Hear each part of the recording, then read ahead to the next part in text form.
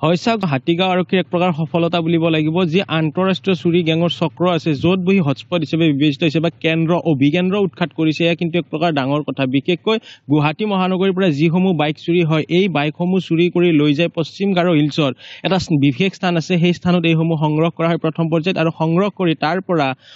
অসমৰ সীমাৱৰ্তী বা মেঘালয়ৰ পাৰ্শ্বৱৰ্তী থকা যি আন্তঃৰাষ্ট্ৰীয় চুৰি আছে বিশেষকৈ ম্যানমাৰ বাংলাদেশ মণিপুৰ মেঘালয় বা নাগালেণ্ডৰ ফালে পঠাই দিয়া হয় এই বাহন তেনেধৰণৰ এটা চক্ৰ উৎখাত কৰিছে আৰু তিনিজনক গ্ৰেপ্তাৰ কৰা হৈছে যি তিনিজনক গ্ৰেপ্তাৰ কৰা হৈছে সেই তিনিজনে এই চক্ৰটোৰ মাষ্টাৰ মাইণ্ড হয় তেখেতসকলে মেঘালয়ৰ গাৰো হিলত বহি থাকে আৰু তেখেতসকলৰ বহু যুৱক ইয়াতে নিয়োজিত হৈ আছে অসমকে ধৰি উত্তৰ পূৰ্বাঞ্চল আৰু তেখেতসকলৰ পৰা ফোন অহাৰ নিৰ্দেশনা অহাৰ লগে লগে ইয়াতে বাহনসমূহ চুৰি কৰা আৰম্ভ কৰে হাতীগাঁও আৰক্ষী থানাৰ ভাৰপ্ৰাপ্ত বিষয়াৰ ওচৰত বিশেষ তথ্য আছিলে যে গুৱাহাটী মহানগৰীৰ পৰা জানুৱাৰীৰ পৰা ফেব্ৰুৱাৰী মাহলৈকে 14খনকৈ বাহন চুৰি হৈছিলে য'ত 8খনকৈ হান্তাৰ বাহন আছিলে 2খন পালছৰ বাহন আছিলে আৰু 2খন অন্যান্য বাহন আছিলে এই বাহন কেইখন বিচাৰি সক্ৰিয় হৈ পৰিছিলে তেনেতে আৰক্ষীগৰাকীয়ে চোৰ্চ লগালে সেই চোৰ্চৰ অধীনত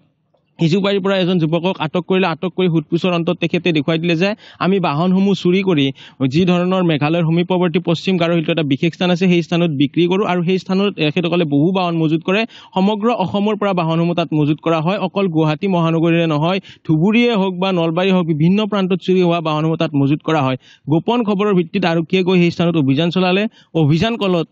আন এগৰাকী তাৰে মাষ্টাৰমাইণ্ড পলাই যাবলৈ সক্ষম হোৱা বুলি আৰক্ষীৰ উত্তৰদাৰী কৰিছে তাৰ বিপৰীতে তিনিজনক গ্ৰেপ্তাৰ কৰিছে যি তিনিজনৰ নাম হৈছে লালচি থংগিং আৰকুছ ৱায়ং আৰু আৰ্টছ ৰংগিং এই ধৰণৰ তিনিগৰাকীক গ্ৰেপ্তাৰ কৰিছে আৰু গ্ৰেপ্তাৰ কৰাৰ পিছত তেখেতসকলক যেতিয়া জেৰা কৰিলে জেৰাৰ অন্তত তেখেতসকলে কেইবাটাও বিস্ফোৰক তথ্য ইতিমধ্যে সদৰি কৰিছে তেখেতসকলে উল্লেখ কৰিছে যে গুৱাহাটী মহানগৰীৰ পৰা প্ৰায় 2 শতাধিক বাহন চুৰি কৰি তেখেতসকলে আন্তঃৰাষ্ট্ৰীয় চুৰি পৰ্যায়লৈকে পঠাই দিছে বা বিদেশলৈকে পঠাই দিয়াৰ কথা উল্লেখ কৰিছে আৰু বিগত এটা মাহত 8খনকৈ বাহন তেখেতসকলে বাংলাদেশলৈকে পঠোৱাৰ কথা উল্লেখ কৰিছে আৰু কিছু সময় পূৰ্বত ভাৰপ্ৰাপ্ত বিষয়াগৰাকীৰ মন্তব্য ল'বলৈ আমি চেষ্টা কৰিম আৰু গোটেই বিষয় যেতিয়া বিৱৰি ক'ব তেতিয়া হয়তো আৰু নতুন তথ্য দিবলৈ চেষ্টা কৰিম কিন্তু এই মুহূৰ্তত উল্লেখ কৰিছো যে অসম আৰক্ষীৰ গুৱাহাটী মহানগৰীৰ হাতীগাঁও আৰক্ষীৰ এক বিশেষ সফলতা পশ্চিম গাৰো হিলত অভিযান চলাইছিলে আৰু অভিযান কালত 2খনকৈ বাহন পালছাৰ বাহন জব্দ কৰিছে যি পালছাৰ বাহন দুখন গুৱাহাটী মহানগৰীৰ পৰা চুৰি হৈছিলে আৰু পালছাৰ বাহন ৰেজিষ্ট্ৰেশ্যন হৈ থকা যদি সিৰিজটো চাই AS25 অৰ্থাৎ 25 হলে কামৰূপ ৰুৰেলৰ এই দুখন বাহন বিশেষকৈ কামৰূপ গ্ৰাম্য জিলাত ৰেজিষ্ট্ৰেশ্যন হৈ আছিল পালছাৰ বাহন দুখন সেই বাহন দুখন ইতিমধ্যে জব্দ কৰিছে যদি গৰাকী আহে গৰাকীক আৰক্ষীয়ে সমজাই দিবলৈ ৰাজি আছে এতিয়া যেহেতু কোৰ্টৰ পৰা নোটিছ লাগিব নোটিছ অনাৰ পিছতে সেইসমূহ সমজাই দিব কিন্তু গুৱাহাটী মহানগৰীত জানুৱাৰীৰ পৰা ফেব্ৰুৱাৰীৰ 28 তাৰিখলৈকে অকল হাতীগাঁও থানাৰ অধীনতে যে চোৱা যায় 8খনকৈ বাহন চুৰি হৈছিলে আৰু তাৰ পিছতে আৰক্ষীগৰাকীয়ে তৎপৰ হৈছিলে তৎপৰ হোৱাৰ পিছত বিশেষ খবৰ লগালে খবৰৰ অনুযায়ী তেখেতসকলে সন্ধান পালে যে অভিকেন্দ্ৰ হৈছে মেঘালয়ৰ পশ্চিম গাৰো হিল য'ত অভিকেন্দ্ৰত কেইবাগৰাকী তাত কুখ্যাত চুৰ বহি থাকে আন্তঃৰাষ্ট্ৰীয় চুৰ তেখেতসকলে তাৰে পৰা নিয়ন্ত্ৰণ কৰে অসমৰ ক'ত কেনেকৈ বাইকসমূহ চুৰি হ'ব সেই চুৰি কৰা বাইকসমূহ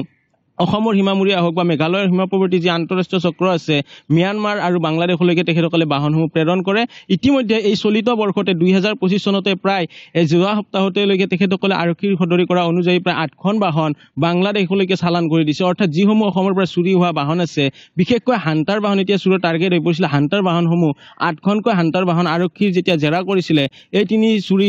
চক্ৰত জড়িত থকা এই তিনিজনে আৰক্ষীক কৈছে যে আমি 8খনকৈ বাহন চুৰি কৰি ইতিমধ্যে মেঘালয়ৰ পৰা চুৰি কৰি নি তেখেতসকলে বাংলাদেশলৈকে প্ৰেৰণ কৰিছে ম্যানমাৰলৈকে প্ৰেৰণ কথা আৰক্ষীৰ যেতিয়া জেৰা কৰিছে জেৰাত এই কথা সদৰি কৰিছে